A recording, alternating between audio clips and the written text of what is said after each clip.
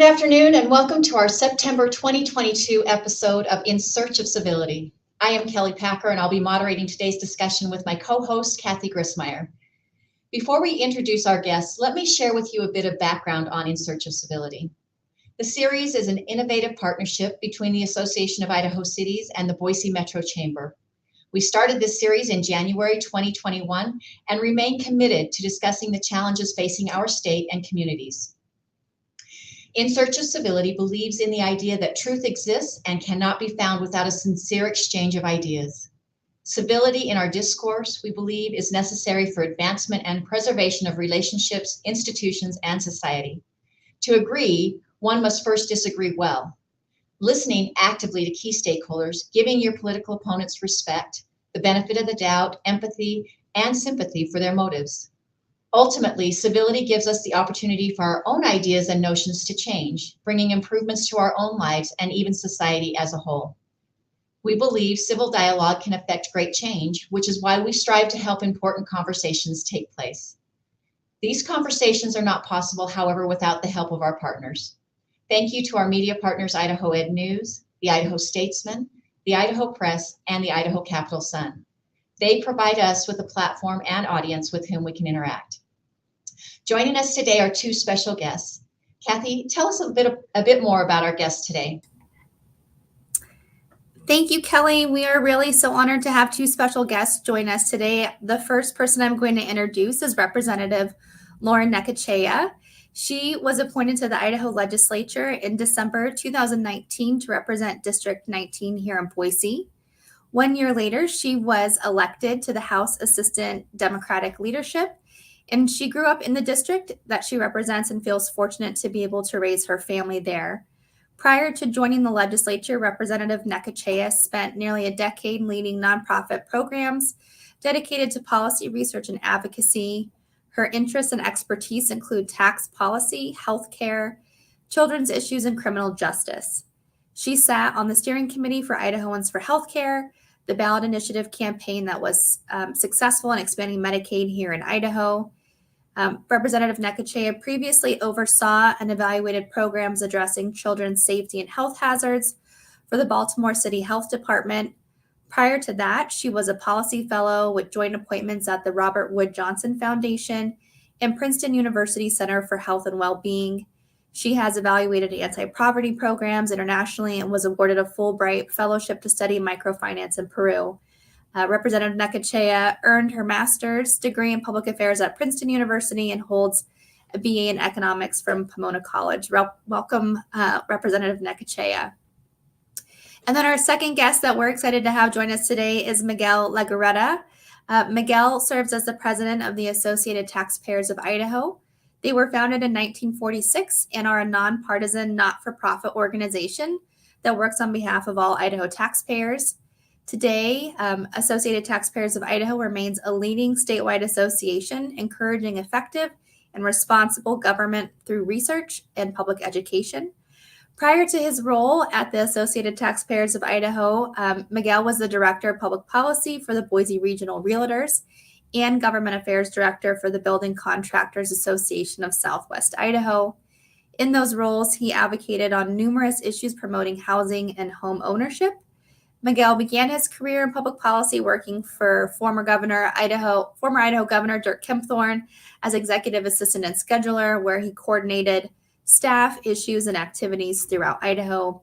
Miguel holds a Bachelor's of Arts degree in Business Administration and Finance from the College of Idaho. Welcome, Miguel. Welcome, Miguel. Thank you both for joining us today. And we are going to kick off by asking Representative Necachea to share her feelings about the recent legislative session. And then Miguel, if you'll share your thoughts following her, that would be wonderful. Thank you, Kelly. Thank you, Kelly. Thank you, Kelly. Thank you, Kathy. Thanks to all the sponsors putting this together. This is exactly what we ought to be doing, having more of these conversations about the meat of the policy. There are a lot of 30-second sound bites out there, so this is a refreshing change. And I have a lot to say about the bill that we just passed in the special session. in many ways, we kind of passed the bill that the legislature's been passing the past couple of years. We had more money come in than was projected. This is in part due to, a series of lowballing revenue estimates. And so when it finally came time to deal with those funds, we see kind of the lopsided, one-time rebates paired with kind of an income tax package. And it's kind of the package that I expected to pass in January, more or less. What was different this time was that it was paired with setting aside those funds for education long term, and we'll still have to go through the real work in January through March of making sure those get into the budget, making sure those dollars are additive, and so that will take a lot of hard work and attention, and hopefully we can keep our eye on the ball and stay united as a body in terms of making sure those are new dollars for education. It's exciting that we're taking this step. We know schools are really challenged with teacher shortages, having a hard time filling vacancies, and then we also see how that impacts property taxpayers, where we have such a heavy reliance on the so-called supplemental levy just to keep the lights on. So in a way, this is also about making our putting less pressure on our property taxes. I was concerned to see us depart from the graduated income tax structure that we've had since 1931, when Idaho first established its income tax. We've always asked, had that stair step where the more you earn, you're asked to pay a little bit higher percentage on those marginal dollars. And now we basically have two bands. You won't pay anything for that first little bit of income, and then it's 5.8% for both individuals and corporations, whether you make $35,000 a year or $3 million a year. And so that's disappointing to me. I think it's a departure from just our values and tradition, and asking for kind of more fairness. And that's where we are. And I think it's also disappointing. I think we'll get into this later, but I think there were other opportunities we had on the table for tax policy. What I'm hearing about from my constituents are sales tax and property tax. And so I think we missed some opportunities there. Thank you.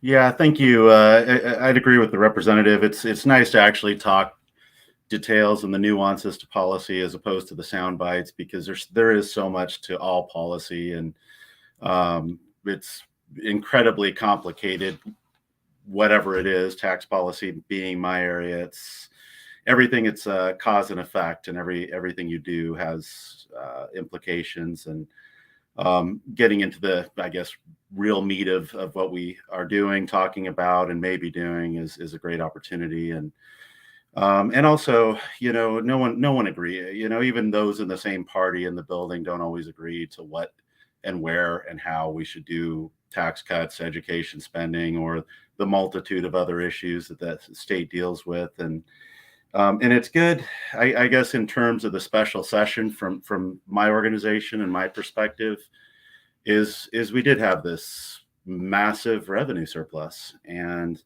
it was, I know a few years ago, I do a forecast as well, and it's wondered where our whole state budget would surpass $4 billion in revenue, and suddenly we're $2 billion in revenue above the $4 billion, at over $6 billion in revenue. And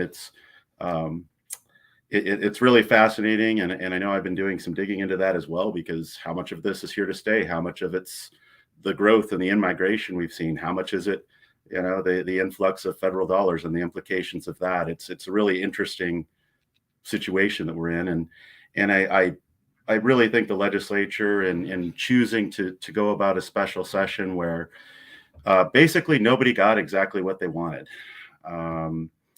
If you wanted tax cuts, we did some tax cuts. We did lower the rate and consolidate the brackets. From my perspective, we're better now. We've never been the best tax state in the country. I shouldn't say never, in the last several decades. And so there is room for improvement. And seeing those rates change while being able to fund education, to help our schools where those needs are necessary, as a representative pointed to. I'm really much more interested to see where those needs needed to be met, and to have that opportunity to, help our workforce, help our state, help our areas where those deficiencies have long been out there. And to be able to do both, and to have our state in the position to do both, is a blessing. And the fact that we had it out there, it was available, it was timely, whether it be the inflationary side the governor pointed to, and many of the legislators, to help with those one-time payments for people that were getting behind on miscellaneous expenses, or the ongoing side, and be able to see the type of education spending increase that we saw, is a very rare thing that the state of Idaho enjoyed this session. And acting with immediacy and with intention. And frankly, I thought the special session the day of, and the representative was there, actually voting. So she has some different perspectives, I imagine, but it ran incredibly smooth from my perspective, considering the dynamics that were out there. And I don't think anybody, or very few people, would say that bill was exactly what I wanted. However, isn't that kind of a little bit of the point of civility in finding we all gave and we all received some? So thank you, Kelly. Well, Miguel, I think that's a good segue into my next question, and Representative Necachea kind of alluded to this. So you both have mentioned there were components of that bill that people really liked. There were components of the bill others maybe weren't as fond of. A large surplus, lots of considerations around the different tax policy options that could be considered to offer, residents relief here in Idaho. So I'm curious to know, were there other tax relief proposals being considered beyond just rebating and reducing income tax brackets? And if so, can you talk a little bit about, what were the other proposals kind of floated out there, and what were the conversations around them being included or not included in this large package we saw just a few weeks ago? And I'll go ahead and start with Representative Necachea. Okay. Thank you, Kathy. And I wasn't privy to all of the insider conversations that happened. By the time I saw this bill, it was I was told that it was, it was fully baked. That was the bill, and they were moving forward. But I can tell from history that this bill looks just like what the House Republican leadership wants to do every time, and kind of insists on for the tax policy. And I think that's why there were plenty of rank and file legislators who said, as Miguel was saying, this is not what I want. This is not the bill that I would write, and this is not the bill that my constituents are asking for. So I actually don't think there was that much conversation. At least among, a broad constituency. I think the things, if we'd been thinking more broadly and thinking about what constituents are asking us to do, we would have been talking about things like increasing property tax assistance, injecting more revenue into local government so that they can reduce their property taxes without cutting law enforcement, fire response, without discontinuing the county fair, and doing without cutting the things that make communities vibrant communities. We could have been talking about either increasing the grocery tax credit or removing the sales tax on groceries. Instead of a rebate, if we had just, for the one-time part of the bill, if we had just increased the grocery tax credit across the board, it would have been, everyone would have gotten the same amount, every single Idahoan, every person. And, if you were a family with, 4 kids to feed, 4 mouths to feed, you would have gotten more than, someone who doesn't have any kids at home. And that I think that could have been, just more fair and more responsive to the challenge that we said we were trying to fix, which is, addressing kind of the rise in costs of just basic necessities, food and gas, that people have been struggling with. A state earned income tax credit would have been a great solution to put more dollars right into the hands of people who are kind of working paycheck to paycheck and could really use a boost to help them stay current on their bills. The earned income tax credit is widely popular. From advocates for families to business groups recognize its role in lifting people, working people above poverty, keeping them above poverty, and helping them just buy those basic necessities and take care of those kids. And also, when you put money in the hands of people who are kind of just getting by, they spend those dollars on Main Street. They spend those dollars in their community, and then it has a multiplier effect, a ripple effect, and helps the entire community develop economically. So, I mean, those are just a handful of things that we could have done with the dollars that were sitting on the bottom line. And I think all of those would have been very popular among voters and other constituencies. Yeah, and I appreciate the representative's comments. I would agree with many of the issues in terms of being discussed at this point. The grocery tax credit is certainly, that's my preference as it relates to that side of, and I shouldn't say by my, I mean, the research that we have done shows the credit's a good way to go, that it accomplishes the same goal and keeps up with inflation, and also allows for that, as a representative pointed out, those larger households to benefit more because the needs are greater. Based on the number of kids you have, or someone with disabilities, or whomever the kid, that might be. And as it relates to the House bill, I think there was the narrative was, it was a big blanket. It was like, a large, what I see as a large amount of money going to education, and going out, the representative mentioned, going and addressing probably for, I won't say I know this, but probably for the last time in a little while, looking at the rates, the income tax rates, and also the reason we were able to give that money in the hands of taxpayers immediately. In part of that was we had done this 2 times prior. That is, we cut the rates and sent a one-time rebate, which sort of we had the system in place. In other words, I don't know how quickly those will get in the hands of Idahoans, but I would presume very quickly, because we've built the mechanism. The tax commission has it ready, and checks can go out, and folks can receive those. As to the other issues, property taxes are going to be a big one. We keep looking at that, and I know we all have different ideas in that. I actually enjoy property taxes. To me, they're the easiest ones to deal with, but they're the most complicated ones to understand from both sides. It's just, it's complicated. You have 1,100 districts. You have a number of city, counties, variables, rural, urban. Explain that to a taxpayer. It's not easy to understand, and it's complicated from that side. I deal with it a lot, so it kind of makes sense to me. However, let's start addressing these things, but address them more in bands. Like, okay, we have a circuit breaker for the elderly and folks on fixed income or income under a certain threshold.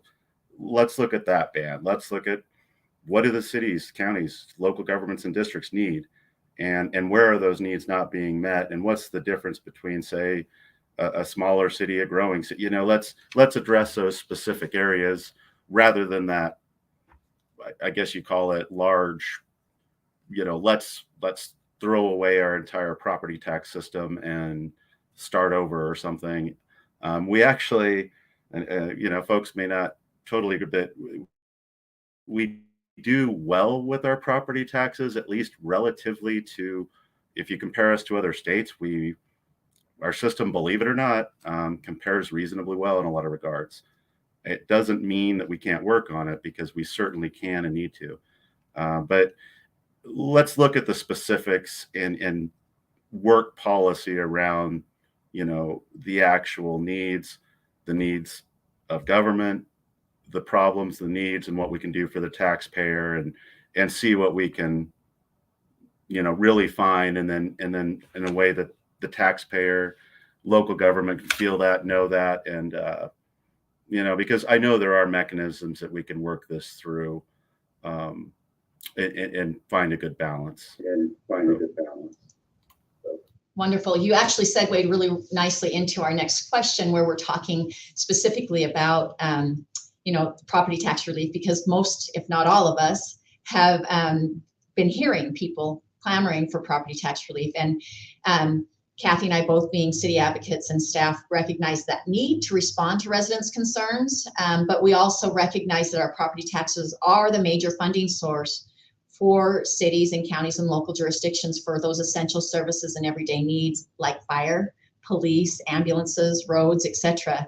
And so, Miguel, if you want, you can even follow up a little bit more on some of your comments, or if you feel like you've covered that, that's all right too, and we can hear from Representative Necachea. But the question that I have is, are there ways, and Miguel, like I said, you touched on a few of them, but to help meet those critical needs? Because I guarantee people don't want to not have the fire department show up if there's a fire at their house, or not have the ambulance service show up if there's a medical need in their home or in a park or at a school function or whatnot.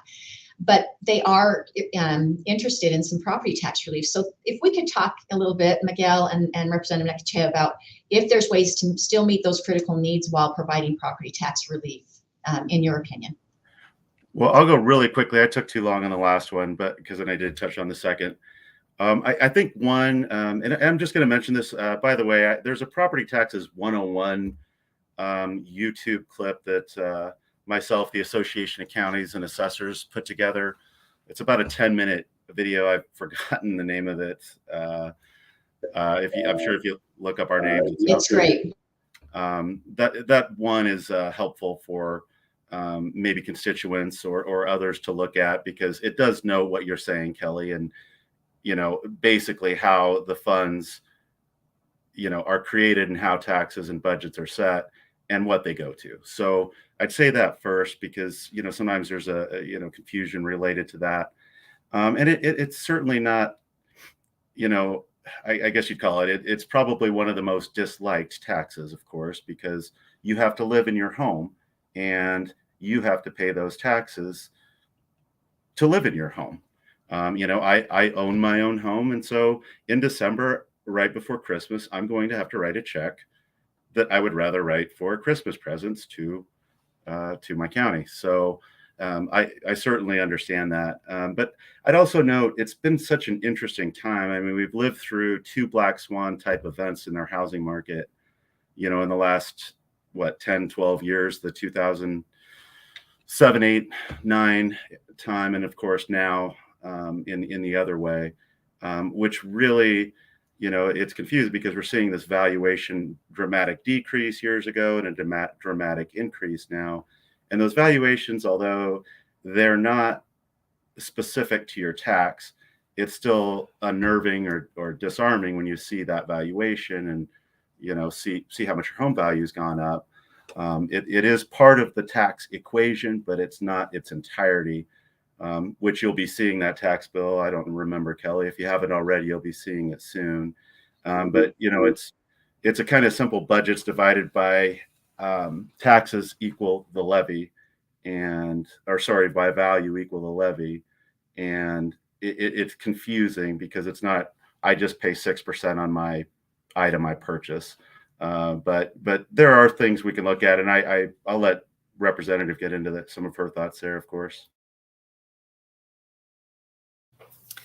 Thank you. I think there are three things that are low-hanging fruit when it comes to making our property taxes more manageable without cutting the vital services that you mentioned, Kelly: fire response, law enforcement, ambulances, roads. We rely on all of those things. First is we have to talk about the homeowner's exemption. The homeowner's exemption used to go up with home prices. They capped it in 2016. They've allowed it to inch up a little bit to $125K. If we had let it rise with home prices, it would be valued at $200,000 today. And I think what's tricky about that is that our housing markets are different all across the state.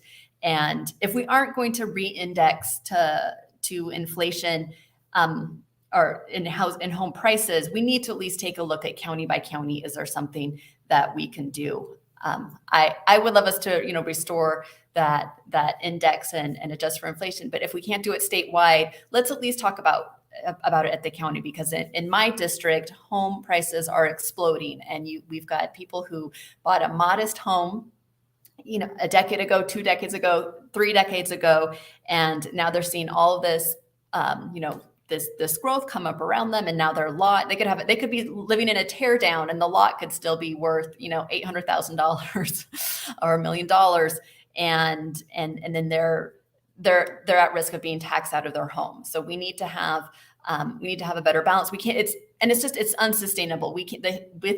Since we capped the homeowners exemption, the tax load, it just shifts more and more onto homeowners and away from other types of property tax owners every year. And that is not sustainable, and it's not fair. So we have to get back to some sort of balance. And the balance can't be waiting to see if the legislature is going to, act and let it inch up a little bit each year, because what I have seen is that the legislature is just not capable and not willing to make an adjustment that actually protects homeowners.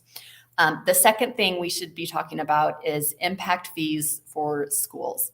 We are growing very fast, and as we grow really fast, we need more school buildings. And the only tool that school districts have right now is the bond. So if they get the bond passed, that means every property taxpayer in the jurisdiction, homeowner and otherwise, is paying for that growth. And so we're subsidizing that growth rather than asking for impact fees like we do for, the new sewer line, the new roads, the other pieces of infrastructure that we need to serve that growth. So I think asking growth to pay for itself makes sense for homeowners today. It also makes sense for the person buying the house. If I'd much rather buy a house today and pay a tiny bit more, the price be a little bit higher because the impact fees were a little bit higher, and be able to finance that over 30 years rather than not pay that and then be subsidizing all of the additional growth that's going to keep coming in that district for eternity. So it's a better deal for everyone to have growth pay for itself. And third, something I've mentioned before, but property tax assistance. We made modest increases to the amount of property tax assistance that our seniors can receive. We did what was also in the bill was kicking some seniors off of property tax assistance, and I think we got a fair amount of them back in. But just they were kicked off based on their value of their house being home. But again, I think that's a pretty harsh thing to do for folks who might live in a very modest house and want to age in place in dignity, but the market around them has become very hot. But I think we should look at extending this property tax assistance to other people in other age groups. The young starter family who wants to have the security of home ownership, but a job loss, or maybe one of them is going back to school. Things can lower their income, and then they get taxed out of their house in these days. So I think broadening property tax assistance, I don't think it wouldn't cost as much as I think people think it would and we have the funds to make sure we're not taxing people out of their homes when they just can't afford it. So those three things are low-hanging fruit in my mind. Great. Thank you both. Definitely topic areas that we've heard discussed multiple times during the session, and I'm sure will likely continue come next January. This question is predominantly for Miguel, more of a background question, given that Associated Taxpayers of Idaho are really like the forefront tax policy organization at the State House. And given, this focus that Kelly mentioned around like local governments and providing these everyday necessities, I'm curious to know, Miguel, if you can talk a little bit about ATI, kind of thinking about legislative policy and working with lawmakers, how your conversations are sort of like strategy, not to give like too many details away, but how does ATI work with local governments at the city and at the county level to talk about, these needs to really be able to utilize property tax funds to address infrastructure needs that residents across the state benefit from, but also, kind of this balance around property tax reduction and reducing our reliance on property taxes. So if you could offer us a little bit of insight into kind of that dialogue, that would be great.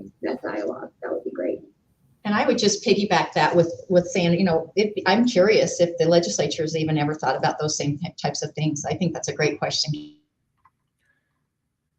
What I think I appreciated Representative's comments. When we began this, is there's the sound bites, and then there's the real work and the reality of what there is, and there's also a question of on one hand it's sort of two different conversations. One is relief and one is reform, meaning, okay, there's a possibility. I don't know where we might go, but let's hope that there are still surplus funds, that we still are looking solid as a state.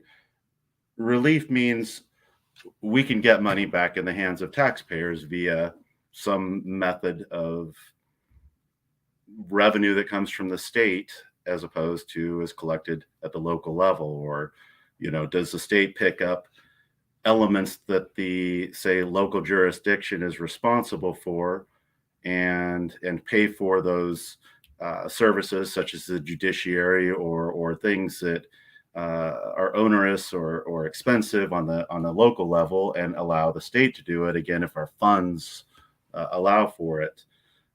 School and education being another issue. Where do we, same thing, if there are issues, passing those bonds in certain areas, dilapidated buildings, things that need repaired. Let's look at that. Do we have funds? Where are those necessities? And I think, because the soundbite kind of comes both ways. On one hand, you hear, well, local government spending too much money. On the other hand, you hear, well, local government doesn't have enough money to meet the needs of, say, more people moving to the Treasure Valley. I would say both are correct on certain places, right? It's like no one's ever 100% wrong or right with those comments.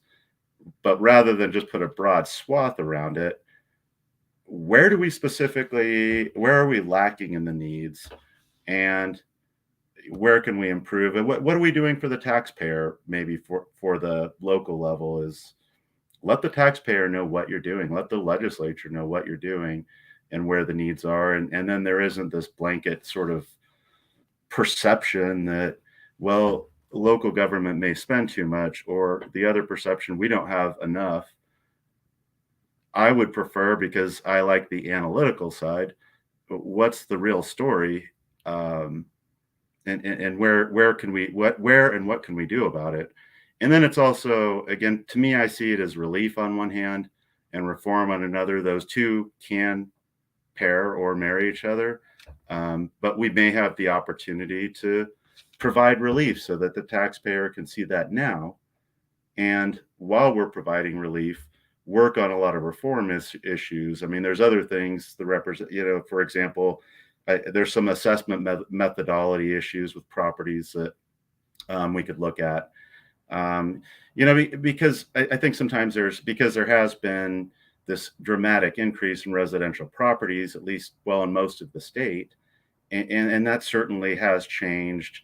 If commercial property isn't rising as dramatically, that's where the tax shift that it's referred to sometimes occurs, which it works the same when it goes the other way, meaning if commercial property is doing really well and housing is going down, as it appears to be now, it kind of works both ways. We can look at things like that. But with commercial property as an example, a lot of commercial property pays personal property tax on the equipment that they have in their facilities, whereas a residential home owner doesn't have that same expense. And so is personal property a fair tax? If we're talking fairness, I would say it isn't. It's just, let's look at the whole picture and say, what does that look like, and how can we, as best we can, and manage both? And maybe even, the way I work things is like, what's our end game, from both sides, and let's work the problem backwards and see where there's consensus, see where there isn't, and then develop the best solution that we can come to.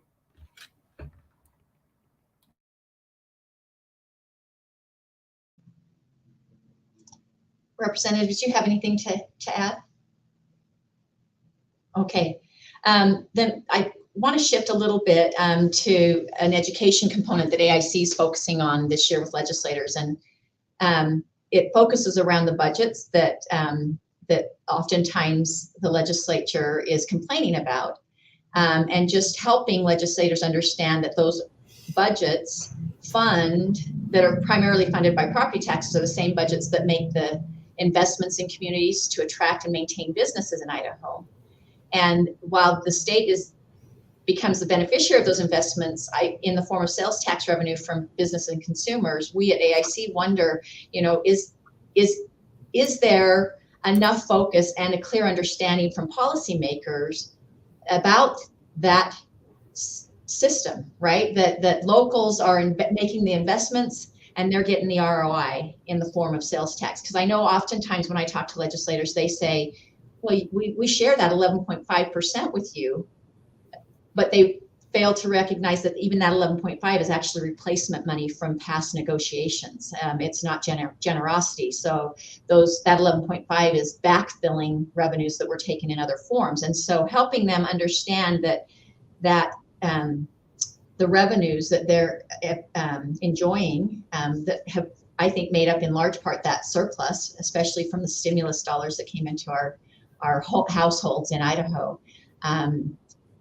are basically generated from local investments for businesses to be able to operate in those communities. And I just would like your thoughts on whether you think policymakers actually understand that, or that if there's a belief that that's an accurate. I think there are a few things going on here, and some of my take is sadly kind of cynical.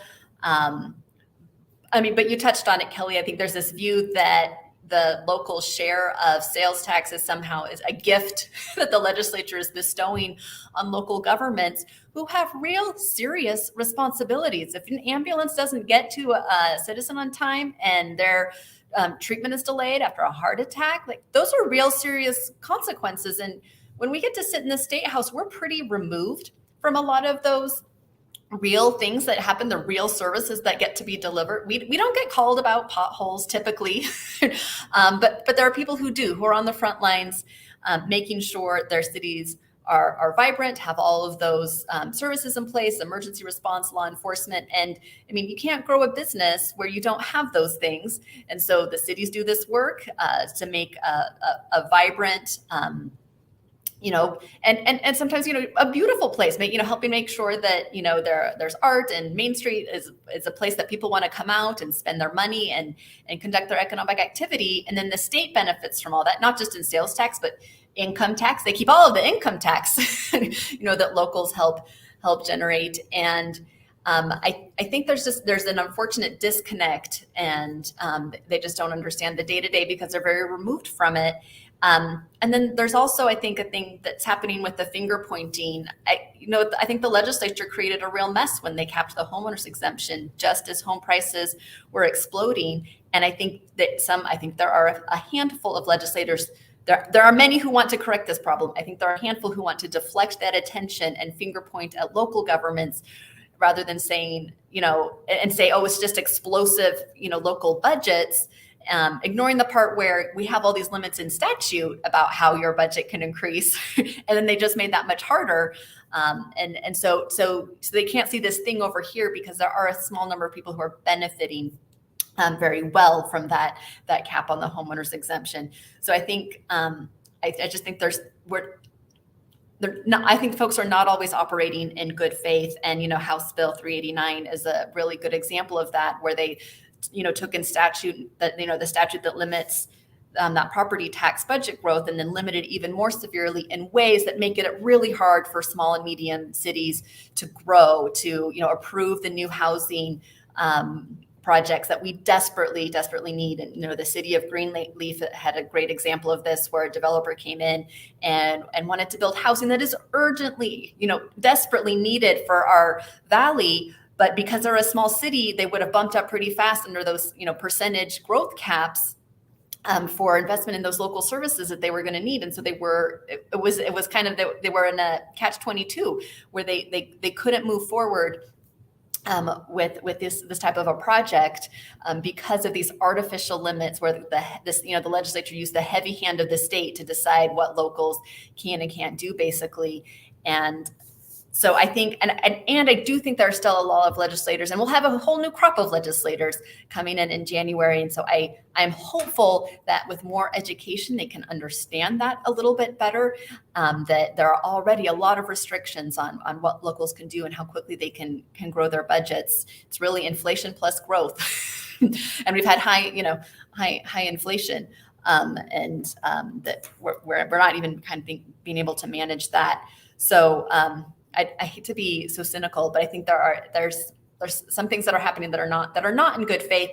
And I think there are a group of legislators who want to address some of these problems, and we need to give them a little bit. I don't know what the answer is to make that happen and bust through some of those roadblocks. But I think the other thing that you see happened in the special session, it happened in House Bill 389.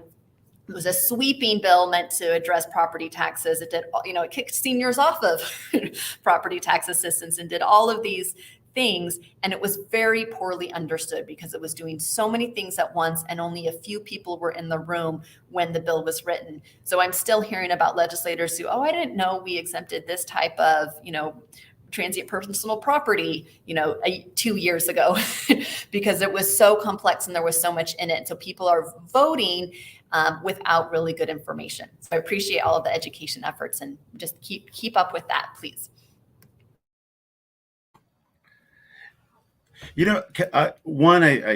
I think we can all get, more educated on a lot of areas, obviously. Like, for example, I understand the tax collection side of things very well.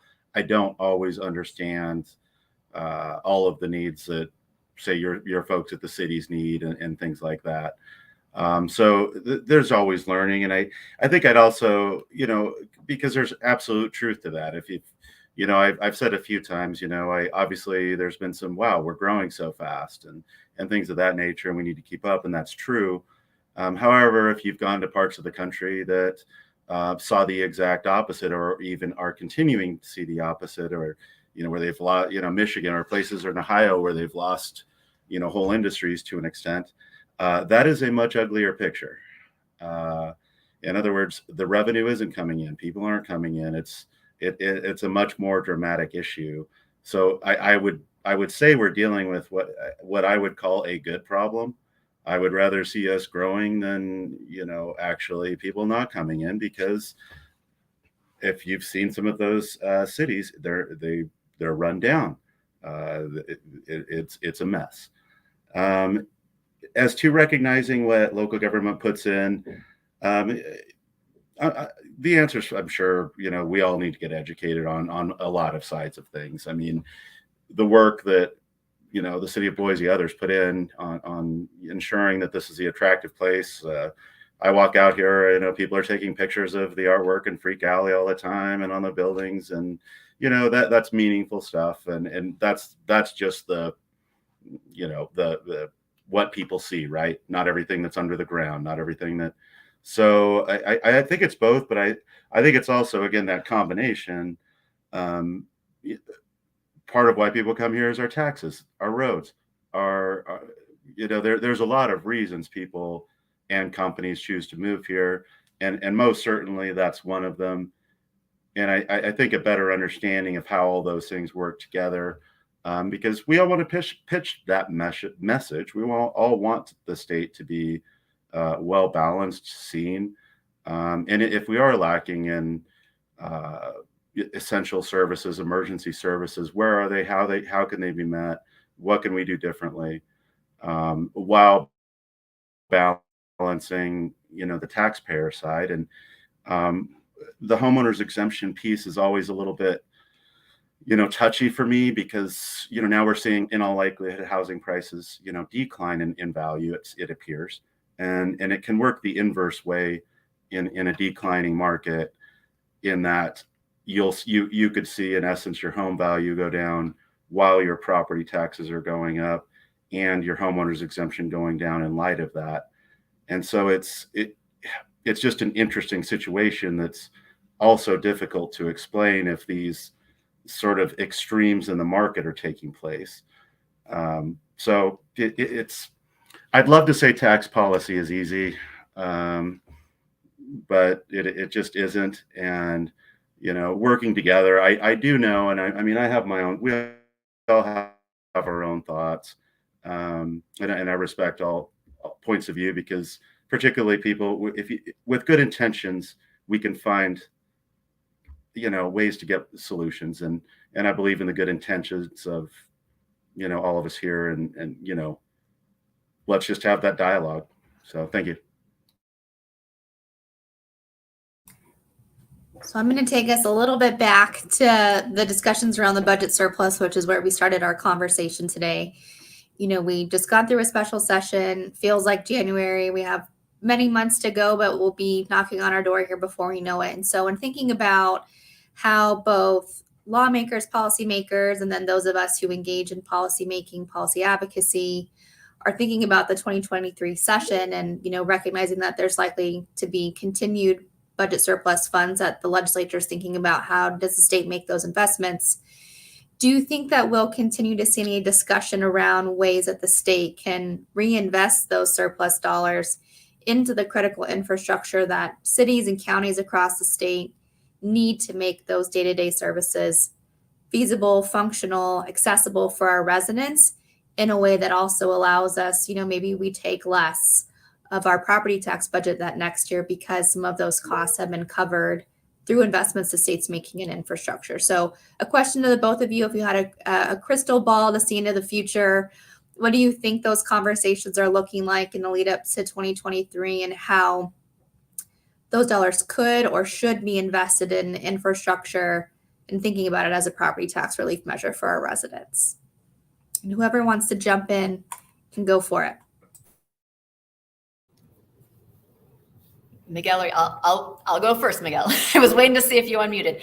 I mean, if history is any signal of what to expect in the future, no. I mean, I don't anticipate the state stepping up to help local governments with their infrastructure needs. And there are many. There are, wastewater projects that need to happen. There are irrigation districts that desperately need upgrades. There's been I don't know, I can't remember how many hundreds of millions of dollars in school facility expenses, just maintenance that we haven't kept up with, where it's no longer safe for students. We need to fix roofs. We need to do things in schools, and we're behind on all of that. And I have not seen this legislature step up to lead on any of those things. They've kind of kicked the can down the road, kicked the can to local governments. So I don't see that coming. I think the only sort of help on the horizon would be the bipartisan infrastructure deal nationally that's actually finally giving us some funds to address those just unmet, overdue needs. And I think we've been, penny wise and a pound foolish when it comes to our infrastructure. But I don't, my money is not on the Idaho state legislature really stepping up to help with that.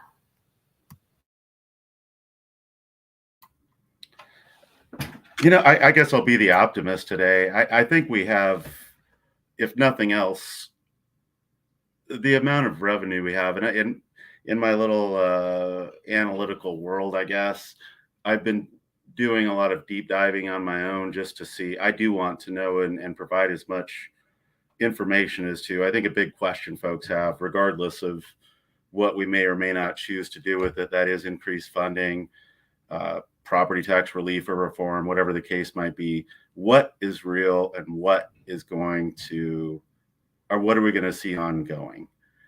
And in digging into a lot of that, I believe a lot more of it is surprisingly real revenue to the state of Idaho that we will see an ongoing amount with. Now, I don't know if we're going to go into recession. The world's crazy. I don't know what's going to happen. No one does. But just looking at what's come in, and I've run this through I have corporate tax folks here as well.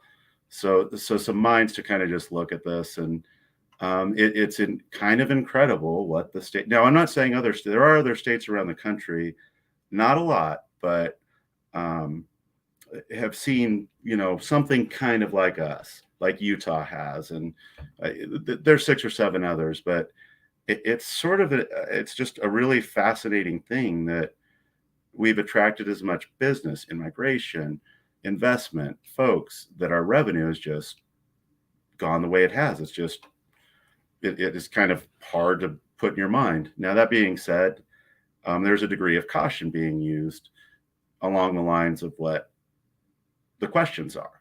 Like, is this real? Is this real? Or are we going to commit this much money to some of the items the representative noted to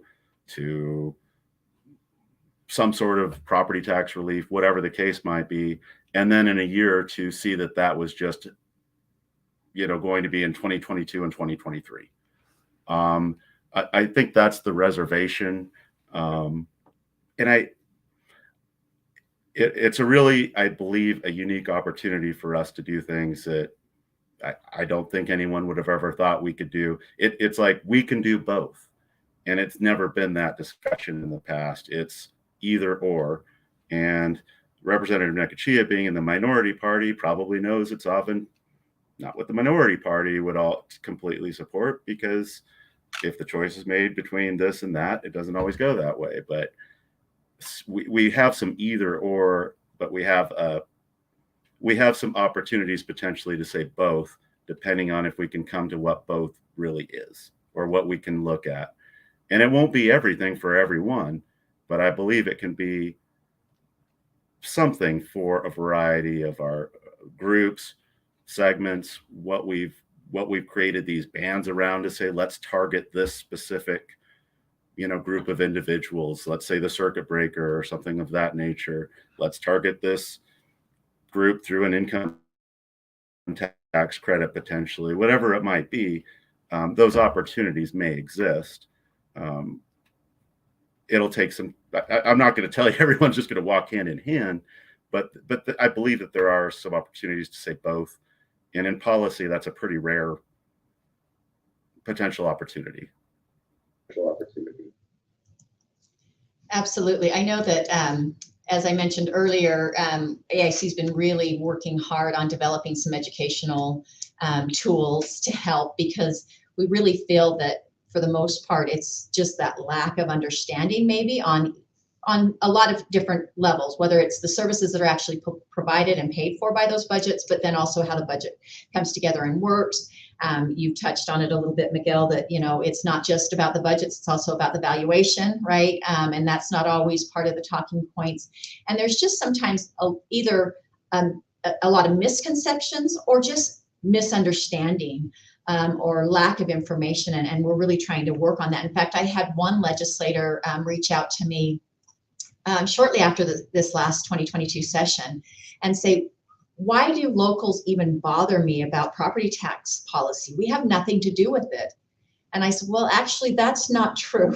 You may not levy the tax. That may be a local's responsibility, but you absolutely are the only one regulating it. And he was like, oh, I hadn't thought about that. I said, so you absolutely are involved in the discussion, because you tell us how we can manage it, or what we can use, or what we can levy through the statutory requirements that you put in place. I said, so you absolutely should be getting some of the phone calls as well, because you're the one that helps determine exactly how it's ran. And he was actually surprised by that. And with that being said, what do you think are other pieces that maybe are missing in the conversations that might be helpful to create more thoughtful and comprehensive policy solutions as we do discuss property taxes, sales taxes, and income taxes? Kelly, I think one is, we always say this, but it's education and communication, right? Like, how do these things work hand in hand? Because, I'm over here at the Associated Taxpayers, deep dive in tax revenue and trying to figure stuff out and how it works and making sure I don't screw up some tax policy or ideas. So, and on the ground and, looking at that holistic picture, it's like, why would we potentially want a grocery tax credit as opposed to removing the sales tax on certain groceries. One's way more complicated than the other is, so why do we want to approach that as opposed to just the plan? And, whatever your position, it's just, how does that work? And we don't need to do, I don't have to get elected either. So I don't have to say things that I think are popular or not, but it really, a lot of things are more simple than you realize, in my opinion.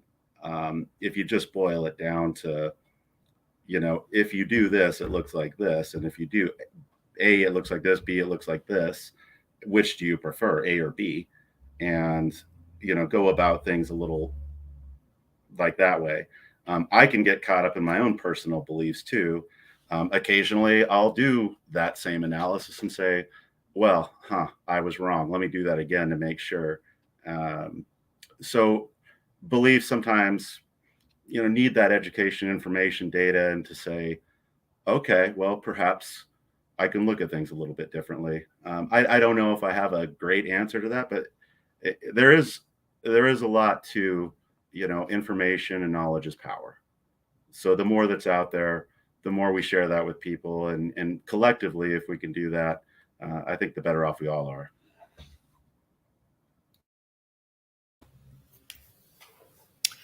I'll just add two things to the many great topics we've covered. One is, for years as, locals received their share of sales tax, we also saw kind of the hole in that bucket was the rise in online purchases, and that we weren't always able to collect the sales tax on online purchases. And then once that changed, we were going to be able to get all of that. The legislature put that in a lockbox, and before cities got their share, before the locals got their share, and we made some changes there that will now, I think, help counties get a little bit more support, but cities have been left behind, and so I think we could take another look at that. We're getting a lot more revenue, and that's for a lot of reasons. Are we still meeting our commitment to what cities and counties need? And the other thing we haven't talked about is local option tax. It's another, besides property tax, another way that a city could come together with business and residents and say that this is something we really, really need, and there's no other way to fund it. Do we want? And then residents vote and decide, yes, do we want a local option tax, a little bit extra sales tax to fund this critical need that will make our economy more vibrant, that will improve the quality of life for our residents. So that's something that locals do not have the option right now because the state prevents them from doing that. And so that is something we could take a look at. Let local governments lead and be responsive to the voters who elect them and make those decisions, and let the state kind of get out of the way a little bit.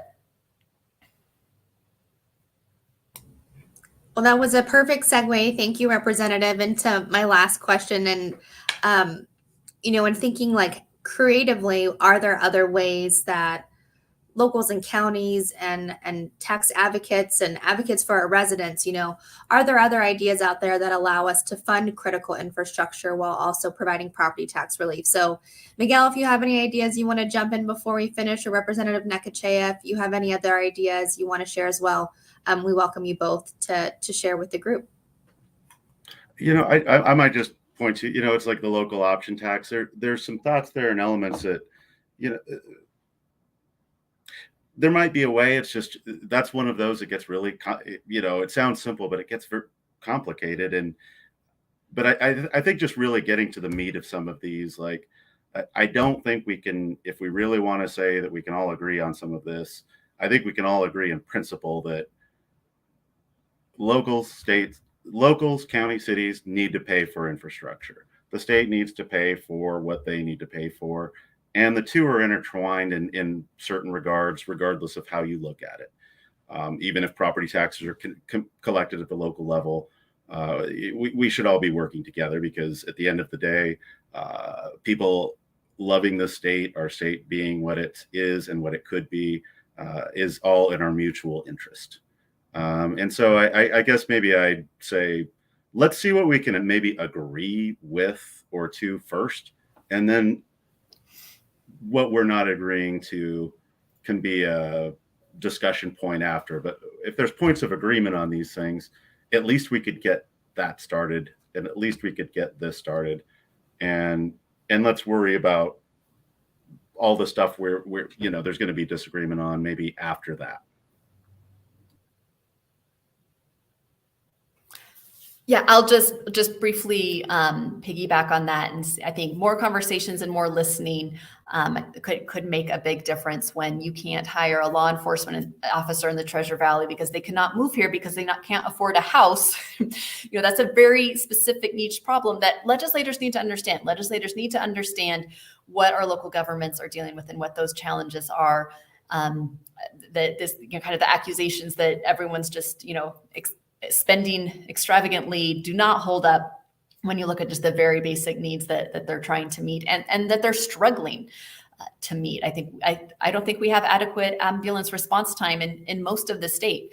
So I'm hopeful for more of that, and just really want to thank all of you who organized this conversation today, because it's really critical so that we can move forward as a state. Thank you both. What an amazing conversation. We appreciate you, Representative Necachea and Miguel Legarreta, for joining us for this important discussion today. And to all of you who tuned in to watch, we would like to thank the Association of Idaho Cities and the Boise Metro Chamber, along with our media partners, Idaho Ed News, the Idaho Statesman, the Idaho Press, and the Idaho Capital Sun. We will be back next month with another edition of In Search of Civility on October 17th. Stay tuned for details and have a great rest of your day.